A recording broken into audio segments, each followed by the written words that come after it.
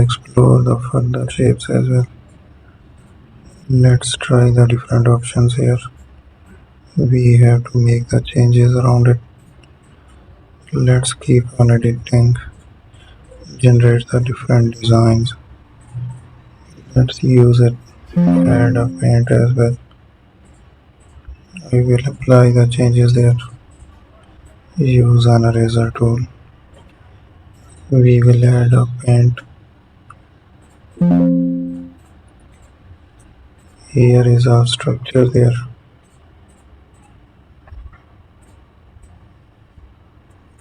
I will use another shape.